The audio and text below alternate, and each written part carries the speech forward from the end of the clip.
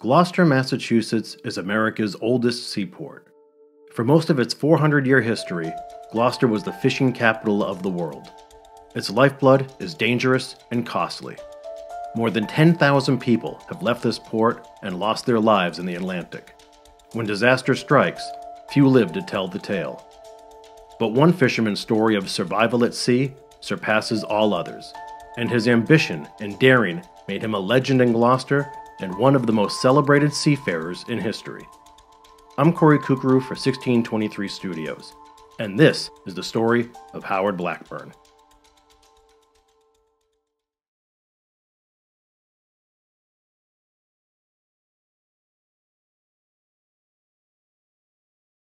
Howard Blackburn was born on February 17, 1859, in a small cottage in Port Medway, a booming lumber town on the southern coast of Nova Scotia. The Blackburns were a fishing family, and Howard's fascination with the sea was instilled at a young age. His rough-and-tumble father and grandfather both earned a living on the water. Howard spent his formative years swimming, sailing, and rowing the Medway River with his 7 siblings. He was exceptionally strong and independent for a child obsessed with becoming a man. It was obvious to the Blackburns that young Howard was going to forge his own path, whether they liked it or not. At age 10, he skipped school constantly to work at a sawmill. Howard's parents punished him over and over, but relented and let him live with a tradesman so he could earn $6 a month building cabinets. But woodworking bored Howard, so he fled the sawmill when he was 11, walked over 20 miles to the town of Bridgewater, and became a lumberjack. Before he was a teenager, Howard toiled with rugged outdoorsmen in an unforgiving part of the world. He developed a man's build. While on the job, he saw a depiction of Columbus landing in the West Indies, which further inspired him to sail the world.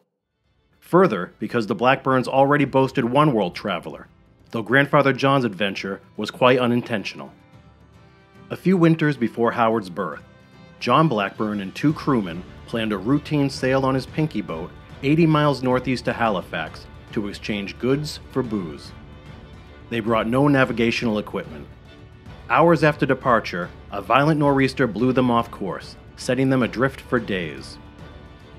They maintained composure and followed the wind, pleasantly surprised with the unseasonably warm February weather. 42 days later, they landed just south of Halifax, 2,000 miles south, in St. Martin. They returned to Port Medway nearly a year later, astonishing family and friends who thought they were dead. Howard's life at sea got off to an equally inauspicious start. He and a young friend were fishing off Pudding Pan Island when their boat flipped. Howard swam for an hour before a fishing crew pulled him aboard. The incident didn't shake his faith, nor did the deaths of his father Bill, who capsized and drowned in the Medway River, and his older brother Will, who was lost at sea. Instead of spooking Blackburn, Howard became more adamant about becoming a sailor. The captain who found Blackburn treading water gave him his first job as a fisherman. Barely a teenager, Howard began sailing on American and English vessels from pole to pole, learning the seafarer's lifestyle and, more importantly, the behavior of the global waterways. Now 20 years old, Blackburn was burly, worldly, and could handle his rum. But deep down, Howard believed the biggest test of manhood was to go schooner fishing in the treacherous banks of the North Atlantic. In his eyes, there was only one place in the world where that could happen. In April of 1879, Howard Blackburn arrived in Gloucester. For 3 years, he earned a solid reputation amongst the Gloucester fleet, fishing non-stop until Christmas, when he'd return to Port Medway to visit family. It was during a break in January 1883 that Blackburn learned of a last-second opening on the Grace L. Fears, an 80-foot schooner known as the Queen of the ultra-competitive halibut fleet. The Fears made top money and hired the best crew. It was a golden opportunity. On January 21, 1883, the Fears left Nova Scotia for the 400-mile trek northeast to the churning Burgeo Bank off Newfoundland in a mad rush to be first to market. On the 3rd day, the Fears set anchor. The crew broke off into pairs and manned 6 dory boats to set trawl lines. The dories were 18 feet long, flat-bottomed and open, nothing more than simple rowboats. Blackburn was 23 years old, 6'2" and over 200 pounds. The only newcomer on the crew, he was paired with Tom Welch of Newfoundland. Welch was younger and lighter than Blackburn, but had experience on the Firs. That morning, the two set a half-mile of trawl line, then returned to the schooner for mug-up. The seas and sky were calm, but the captain sensed an impending storm and ordered the crew to retrieve the trawl lines just 2 hours after setting them. Passing on the potential haul was costly, but not worth the risk. As Blackburn and Welch rowed past the other dories to collect their line, a quiet snow began to fall. The wind blew from the southeast, a good sign. They rowed on. Suddenly, the air became quiet. As the other dories headed back, a different wind arose, this time from the northwest, and soon it turned fierce. In an instant, Blackburn and Welch were caught in a squall. They rowed furiously, but lost their bearings. The other dories seemingly vanished. Hours passed. Thinking they rowed past the Firs, they dropped anchor. By nightfall, the snow lessened. The Firs raised a signal torch to guide the lost crewmen. Now and then, the undulating ocean cruelly bobbed the dory just high enough so that Blackburn and Welch could catch a glimpse of the Firs, but it was too far away. All night, Blackburn and Welch took turns bailing and rowing, but the wind and surf were so vicious that with each stroke, the two actually lost progress. Gear on the dory began to freeze, forcing Blackburn and Welch to dump any excess weight overboard, including tubs of trawl lines.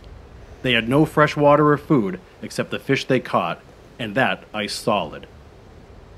The Firs was well out of sight by then. To keep from drifting further, Blackburn and Welch dropped anchor again. For hours they bailed. When Howard removed his mittens to better handle the bucket, Welch accidentally bailed them away. It was then that Tom Welch noticed that Howard's hands were gray and crystallizing.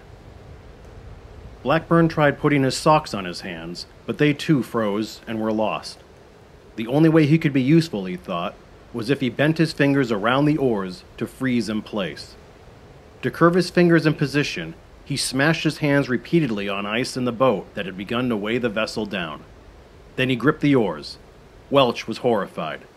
Even worse, he was discouraged. Late into their second day adrift, Blackburn noticed that his dory mate had stopped bailing. Howard barked at his partner to startle him, but Tom's expression was blank. "I'm blind," said Welch. "There's no use. We can't last another night." Blackburn broke his hands from the oars, laid Welch down, and started bailing. Welch, crazy from thirst, tried jumping out. Howard pulled him back and fed him ice, but all Welch could do was mumble prayers. The surf was relentless. Howard rowed towards what he hoped was the coast of Newfoundland, but there were no signs of land. Welch was catatonic. Occasionally, he blurted Blackburn's name.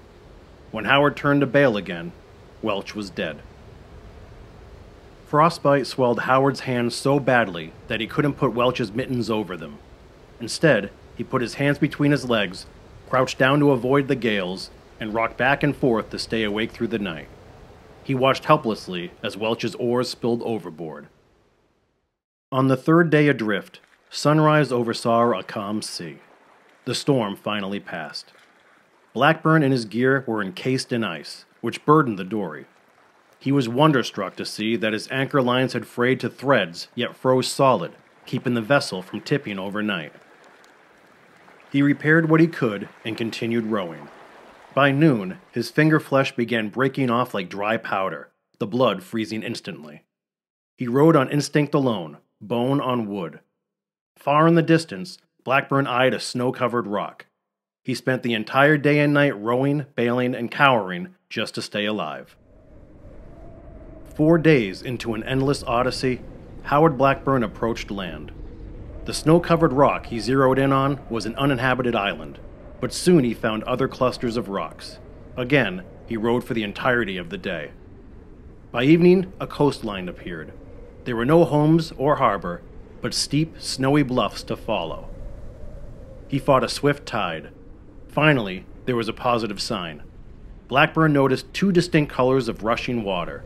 He figured he was at the mouth of a harbor where fresh river water flowed into the sea. Adrenalized, he rowed until spotting a broken wharf and abandoned shed, a mere footprint of human existence, but inspiring nonetheless. As he looked for signs of life, a curious thing happened. He got desperately thirsty. Voices of former shipmates taunted him that he wouldn't make it. Delirious and defeated, Blackburn backtracked to the lifeless hut. When he finally reached shore, Blackburn stood up to drag the dory onto land but stumbled. His feet were frozen. He stomped through knee-high snow to the shed. The roof was gone, a table and bed covered in drifts. There was a half barrel of salt cod, but he had enough sense to realize eating salt would kill him. So he chipped through the ice and laid fish in the snow, hoping to draw the salt out.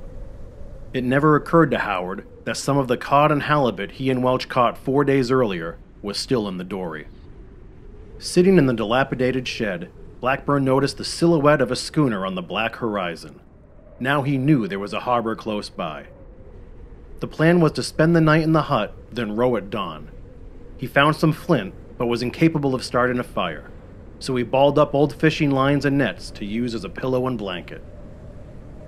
Still exposed to the elements, Blackburn shivered uncontrollably. If he slept, he'd die, so he spent the night pacing and crawling on the floor eating snow. At dawn, Blackburn heard the dory thrashing against the flat rocks. It was fractured and flooded. Tom Welch's body had warped grotesquely. While repairing the boat, he heard a faint gunshot. Howard remembered that in the winter, successful fishermen often stayed in cabins at outposts with their families to hunt. He screamed for help, but his calls went unanswered. The thought of human contact brought another sudden rush of thirst that triggered a second bout of delirium. Convinced that the old wharf must have a freshwater well, Blackburn crazily waded and dived through waist-high snow, searching for low points in the drifts. There was no well. When Howard regained his senses, he went to shore to repair the dory. First, he had to drag Tom Welch off the boat. He used a gaff to pull the body close, but when he tried lifting Welch, Howard suffered an excruciating hernia. As he pushed the bulge of organs back into his body, he watched Welch sink to the bottom of a tidal pool. Blackburn yanked the dory away from the surf, biting down on the anchor line to hold the boat in place between crashing waves. He drained it, filled the keg with snow, took one last look at Tom Welch's floating body, and pushed off to row. Hugging the coast, he sloshed through one featureless cove to the next. Then, a glimmer of hope. 2 schooners on the horizon. Blackburn made an immediate beeline and got close enough to see a man on deck, but the wind shifted and pushed him away before getting spotted. It was devastating, but Howard kept on. The leak worsened and the sea got choppy. Snow started to fall. Blackburn turned all the way back to the hut to regain whatever strength he had left. That night he rowed along the opposite side of the bank. Chunks of ice perilously floated by. There was fresh water somewhere. He was 1 mile beyond where he reached the day before when he noticed a cluster of cabins in the moonlight. Blackburn fought the current, zigzagging at a glacial pace. Every time he stopped to bail, he lost progress, but the battered dory finally reached a frozen inlet. A group of men crossing the ice stopped in their tracks, stunned beyond belief at the sight of a haggard, lone voyager willing his pitiful boat to land. They sensed the enormity and the emergency. After 5 days and nights of hell in the North Atlantic, without food, without hope, without the use of his hands or feeling in his feet, Howard Blackburn was about to be saved. But, as the shadowy figures on the ice slowly came into focus, Blackburn had no idea that his road to recovery had only just begun.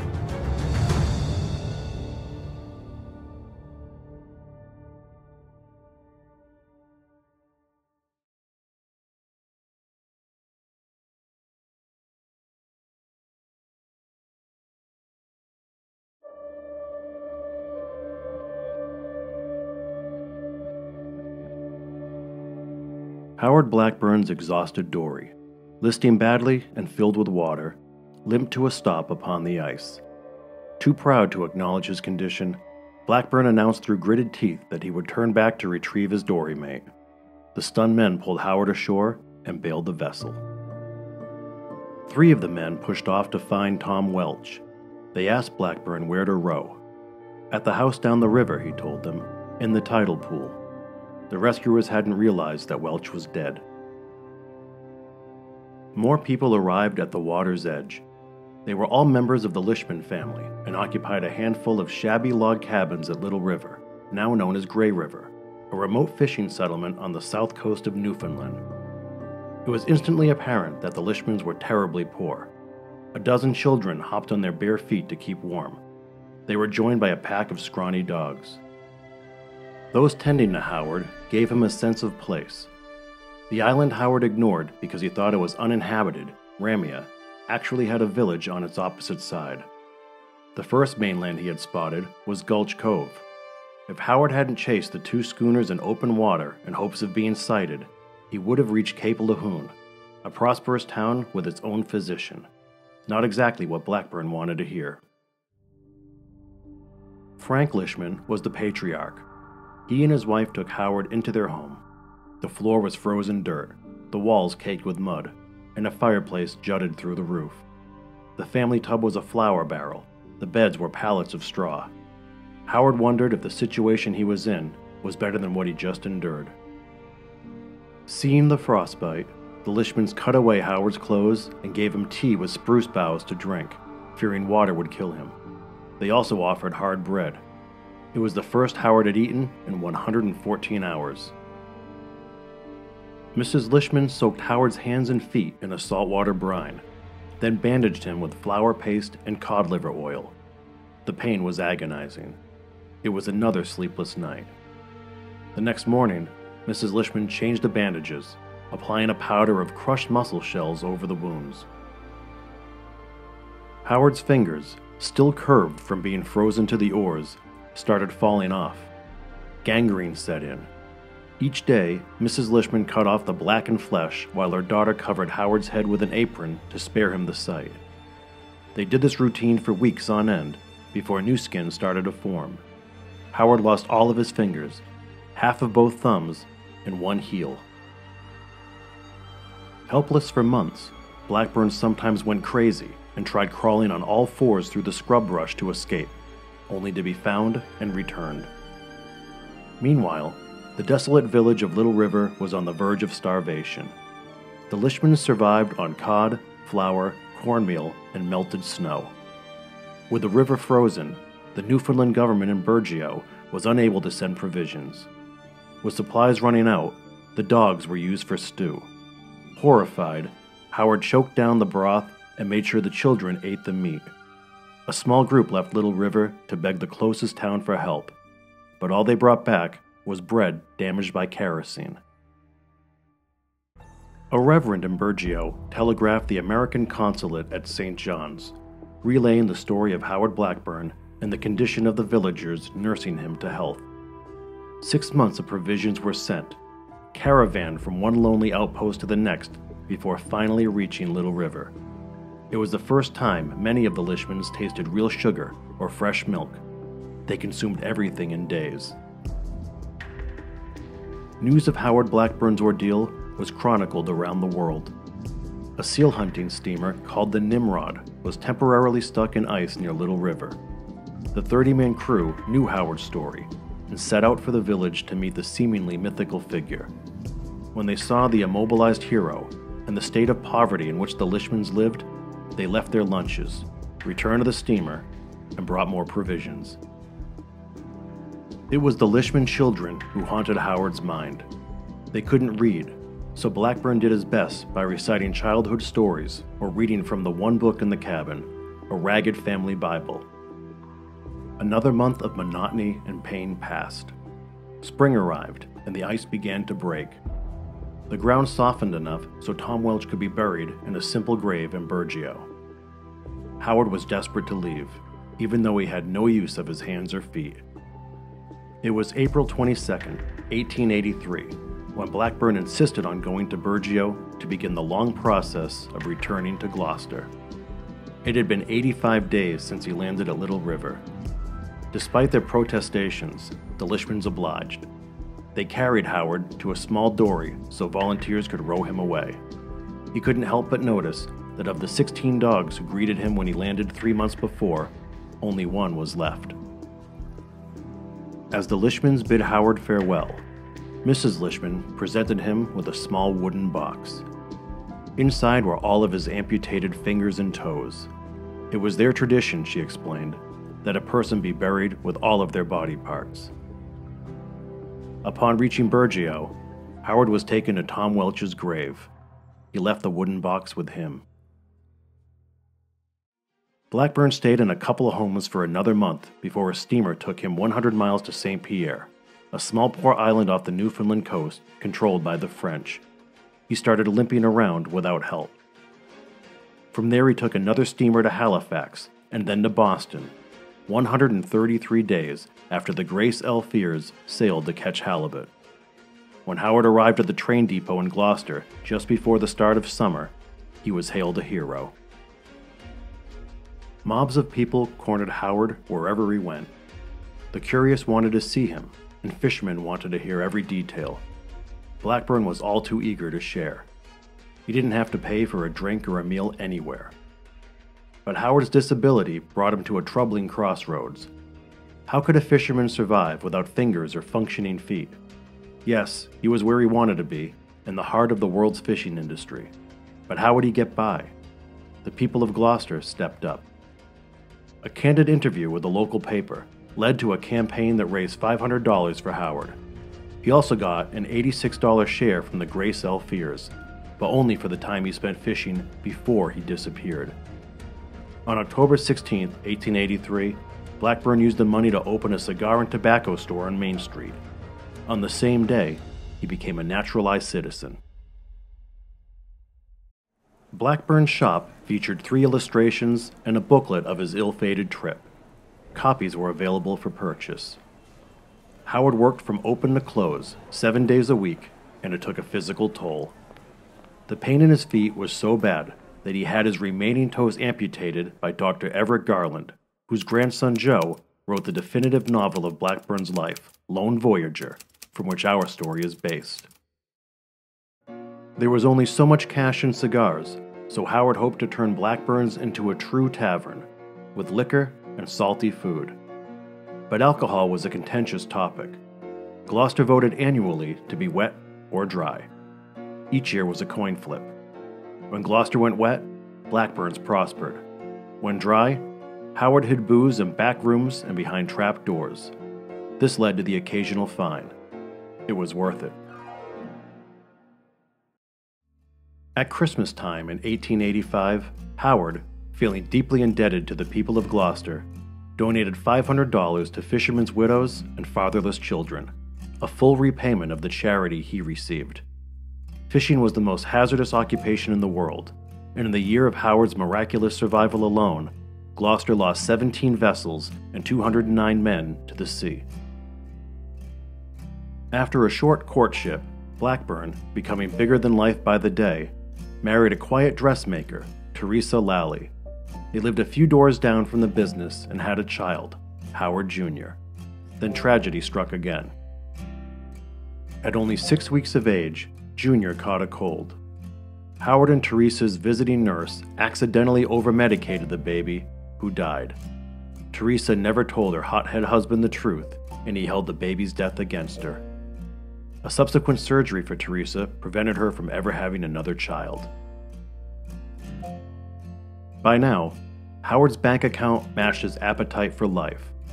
He bought the property around his store, which at that time sat upon Gloucester's inner harbor before the waterfront was industrialized. He hobnobbed with the likes of heavyweight prizefighter John L. Sullivan. He was also incredibly charitable. Howard always carried wads of cash and never said no to a handout.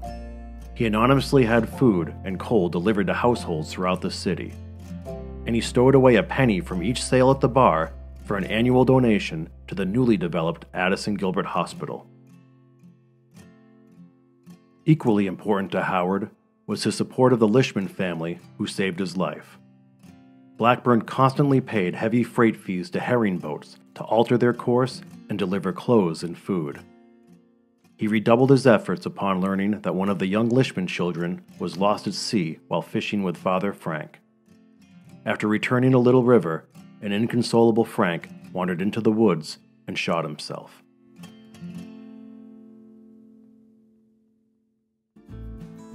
When Gloucester voted dry at the end of 1895, Howard rented his tavern to a friend and traveled west, partly for adventure and partly to seek relief from his crippling arthritis. At one point, he ended up on a dude ranch in Hot Springs, Arkansas. During this time, he dreamt of further exploring the country, but he also caught wind about a not-too-distant phenomenon that was gripping the nation again: gold.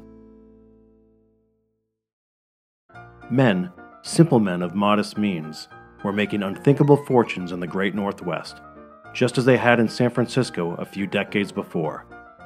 Newspaper headlines around the world glorified tale after tale of treasure hunters striking it rich.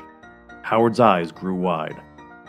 The enterprising Blackburn figured that with his acumen, fortitude, business sense, and experience, he could lead a successful expedition to the land of riches.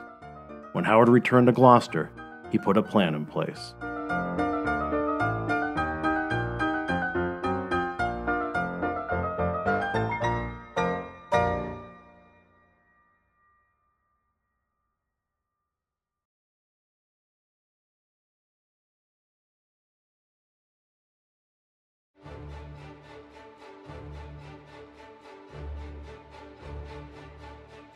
It took a month of mild summer weather before dozens of newly rich gold rushers could return from the far reaches of Yukon, the northwesternmost territory in Canada, to the Alaskan port city of St. Michael, where they victoriously boarded a steamship bound for Seattle.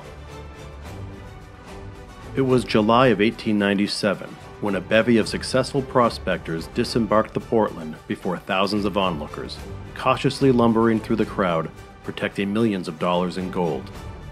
They used everything they had: coffee pots, blankets, boots, to hold their fortunes against their bodies. It was the biggest strike since 1849. The dream was real. Before newspapers reached the stands, wishful treasure hunters around the world prepared to join the Klondike Gold Rush. Expeditions formed rapidly in New England and around the world. Howard caught the fever too. He lost himself in accounts of expeditions failed and triumphant. He bent the ears of Gloucestermen who followed the gold rush in '49. But that strike was in sunny California, not 3,000 miles beyond the palm trees into the frozen tundra of the Arctic. Blackburn knew only the smartest and strongest could survive. Pushing 40 and looking for a challenge, he went all in.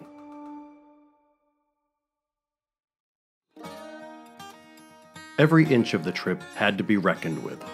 The fastest route to the Pacific coast was by railroad, but once there, any hopeful gold seeker would have to join a mining company, then procure years' worth of provisions at prices marked especially for suckers carrying their life savings.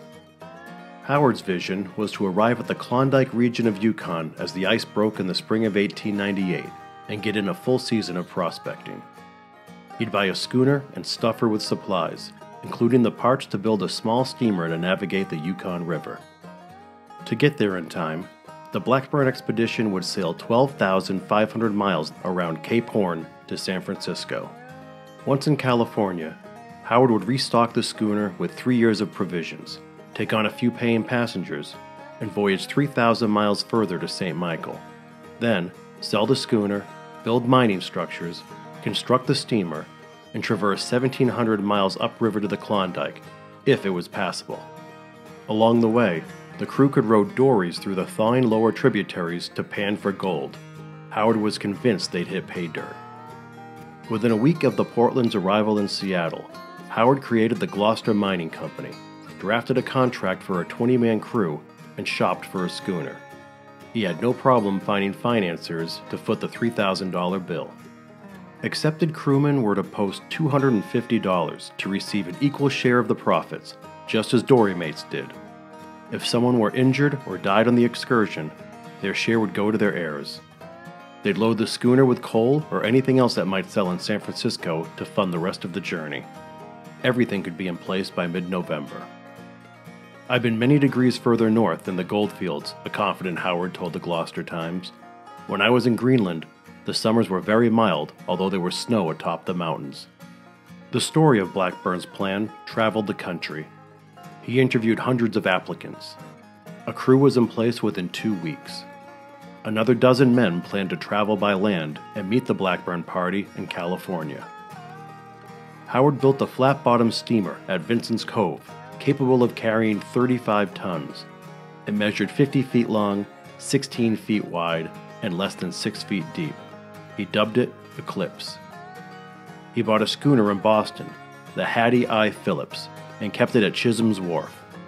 Built in Essex in 1885, the Hattie Phillips was 96 tons and 110 feet long, longer and larger than the Grace L. Fears.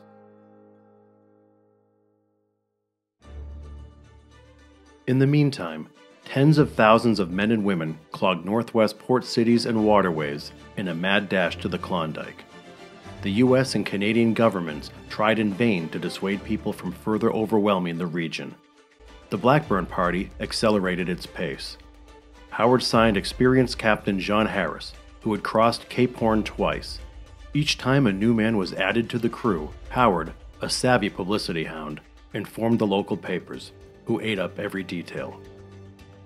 The crew consisted of men aged 19 to 52, from a Rockport quarryman to a Gloucester barber.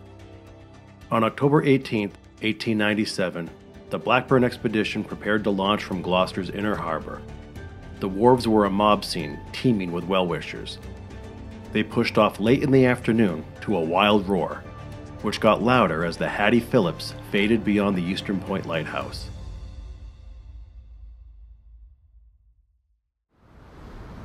The first few days were smooth sailing, until they hit a hurricane at the height of the season off the mid-Atlantic seaboard. Howard was enthralled. His green crewmen were not. Some couldn't shake the seasickness. Twice, men were washed overboard and miraculously saved. Blackburn said the unbroken gales and billowing waves were the worst he'd ever encountered. But once they got on the other side of the storm, just north of Bermuda, Howard knew his vessel had the goods to make it.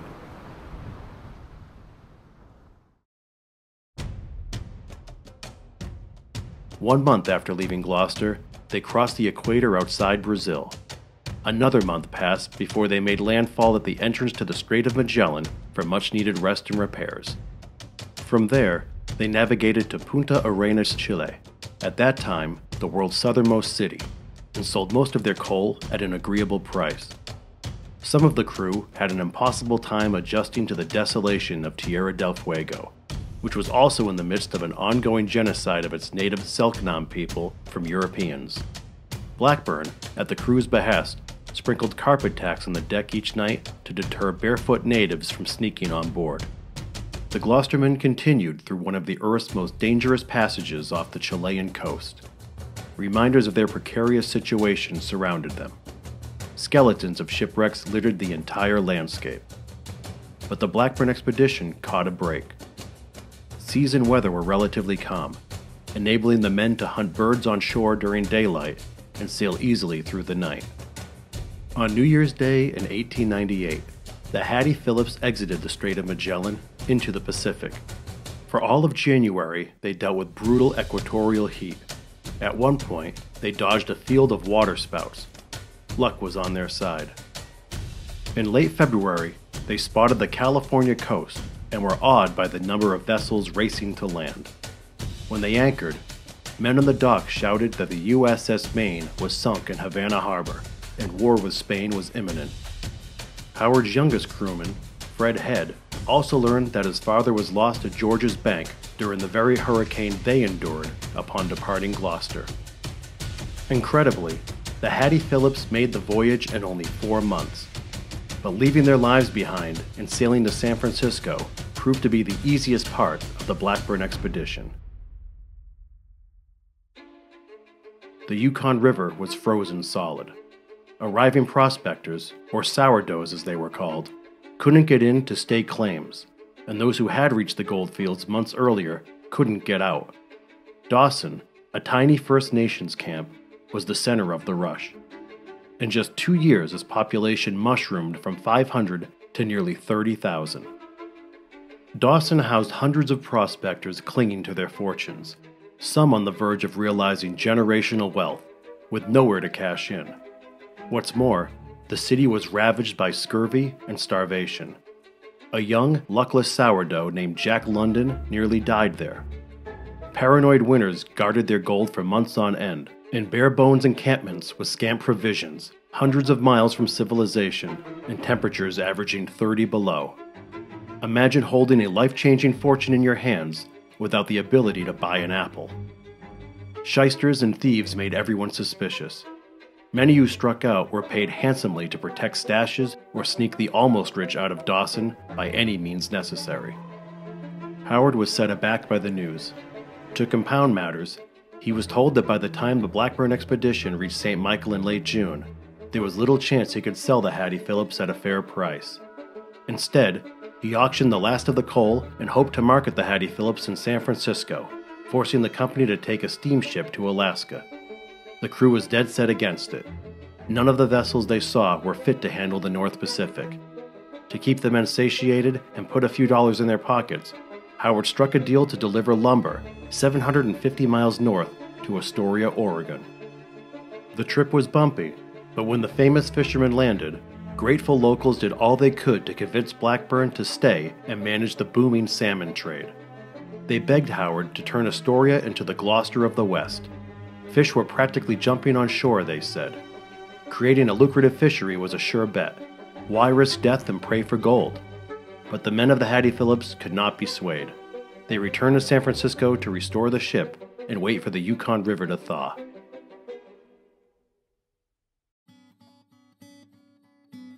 Alaska was still a month away.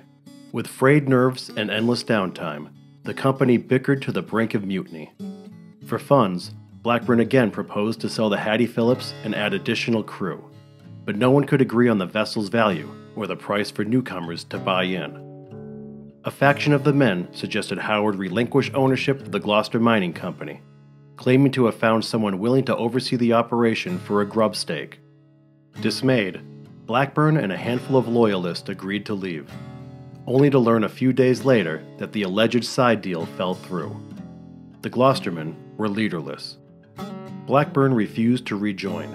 Instead, he traded the Hattie Phillips for $1,400 in provisions and wished the company well. He still believed they were the best positioned outfit to succeed in the Klondike Gold Rush, if they ever got there.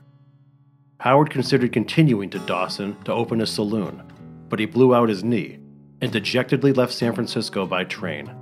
When he arrived in Gloucester in June of 1898, he literally limped home. The remnants of the Gloucester Mining Company, under new stewardship, eventually took the Hattie Phillips to St. Michael, the first ship of its kind to reach the port that summer.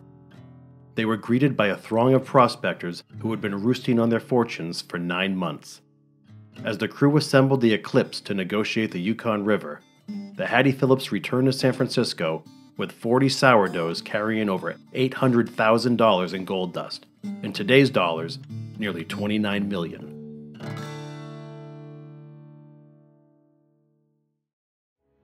The Gloucestermen got about 1,000 miles from Dawson when they realized they wouldn't make it before the freeze. The Eclipse's propeller broke twice. They anchored and rode dories against racing currents while dodging bobbing ice chunks. Occasionally, they staked claims in the vast, indistinct wilderness. They fell victim to scurvy and frostbite. One man froze to death. The short season passed. As supplies and shelter dwindled, the men reversed course, sledded across the frozen tributaries, and disbanded with hardly any gold dust. It's believed only 7 men of the Gloucester Mining Company ever made it back to the States alive. As quickly as Dawson bloomed, it withered. New gold fields were discovered 800 miles west in Nome, Alaska. Dawson was virtually abandoned. In the end, of the 100,000 treasure hunters who were part of the Klondike Gold Rush, most never reached their destination. Of those who did, hardly a tiny fraction had anything to show for it.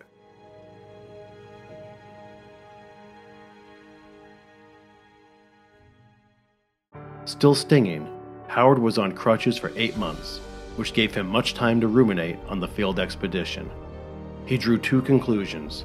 He must return to the sea, and from now on, he'd rely on himself and only himself. Blackburn believed it was his destiny to sail across the North Atlantic on his own terms with the very hands that were mangled by the sea. Wizened but wiser, arthritic but able, Howard spread out a map of the world and stuck a pushpin in the cathedral city of Gloucester, England, the ancient namesake to the greatest fishing port in the world. Howard Blackburn, the lone voyager, was going to sail over 3,000 miles in a boat barely larger than the dory he wheeled through Burgeo Bank 15 winters before, to settle a score with what nearly killed him, or to die trying.